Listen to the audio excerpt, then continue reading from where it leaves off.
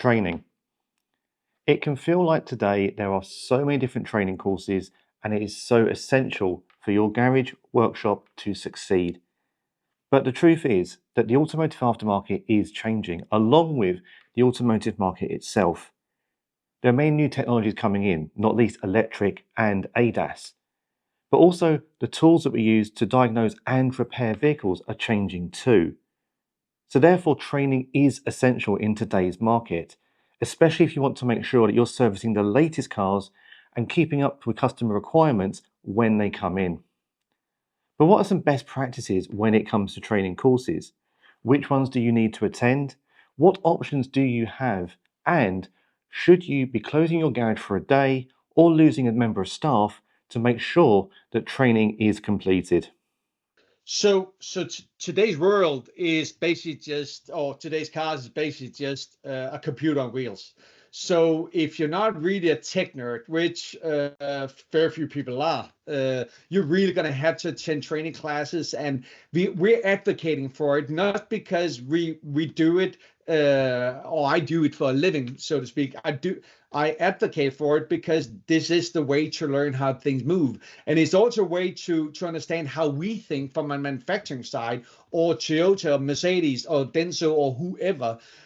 Because one thing is to design a vehicle, understand how it works. I mean, it runs down the road, that's fine. There's a battery, or there's a internal combustion engine, whatever. You can understand that. But with all the electronics going into vehicles today, you need to understand the mind of the engineer. How does it impact the vehicle when the front left tire is not working correctly? How does it, or inflated or deflated, whatever? I mean, how does it affect the vehicle? Which alarms are going to go off when that happens? So when it comes to electronics and computer design and the way that it interacts, one engineer from Toyota might be thinking completely different than an engineer from Mercedes, or they've experienced that, hey, with this component it works much better that way. So without training and without understanding exactly how it works, you're going to spend a lot of time looking for the wrong things.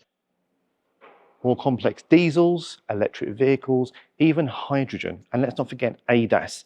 There are so many technologies out there that need training now because skills are lacking in these areas. And the aftermarket is facing a problem if technicians are not trained up on how to repair, service, or even calibrate such systems. So what technologies should you be focusing on for your business if you want to future-proof it? So we look at doing work with diagnostics. So every garage has a diagnostics tool now, and all diagnostics are not necessarily the same. But secure gateway access for technicians, which people will need training on, and how that functions and why that's a factor.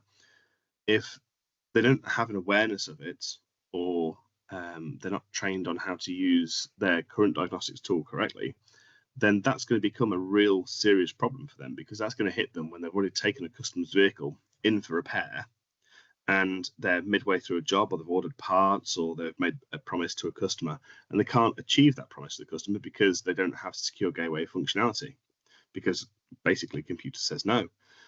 And that's really important to stay on top of. Things like ADAS, that's a massive profit generating tool when you can get on top of that. If you can understand and competently explain ADAS to a customer and why they need that, then you're sat on top of a gold mine. And it's important to do it. It's a requirement of most manufacturers now to do a ADAS calibration, whether that be a static or a dynamic.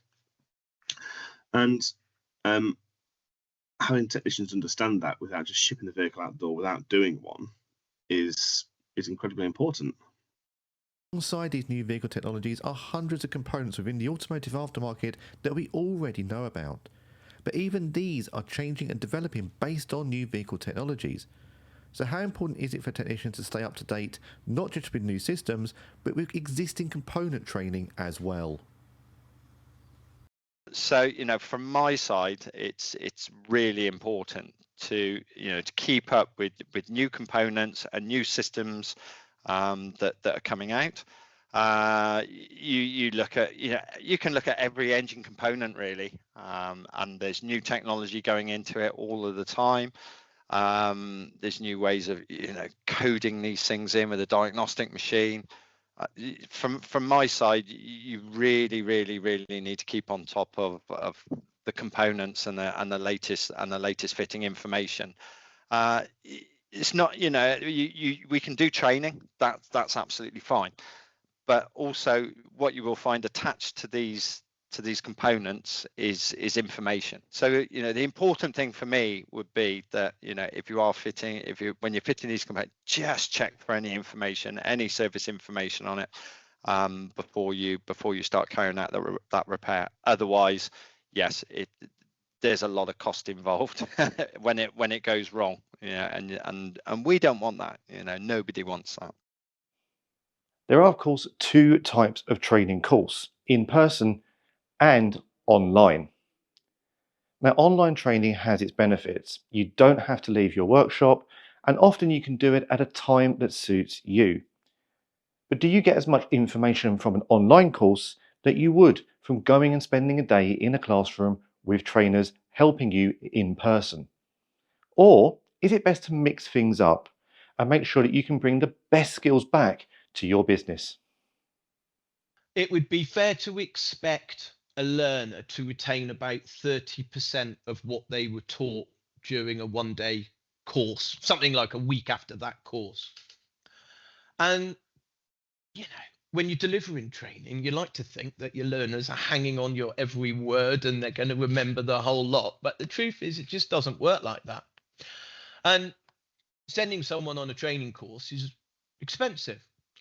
So online is a really strong solution there, as long as it's good online training where someone can go back to it. As long as they remember, I heard something about that topic. I might not be able to remember the detail, but I remember it being in there. Then someone can go back, find the relevant section, and learn on demand.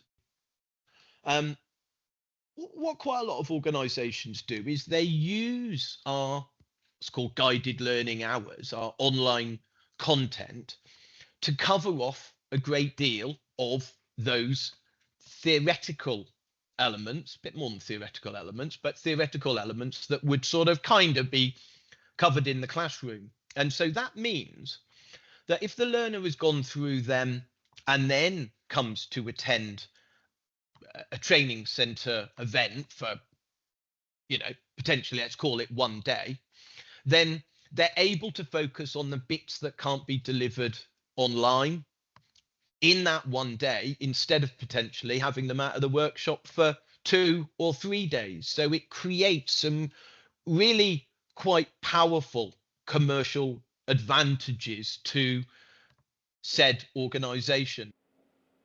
A lot of companies are actually taking you out of the classroom environment now and putting you in a workshop, be it a dedicated academy space or an in-person workshop takeover. This brings you closer to the vehicles that you're likely to be preparing in the future and gives you hands-on experience. So what are companies doing to make sure that you can really stay up to date with the latest technologies? As a technician myself, I think the idea of being sat in a classroom for a full entire day would bore me to tears.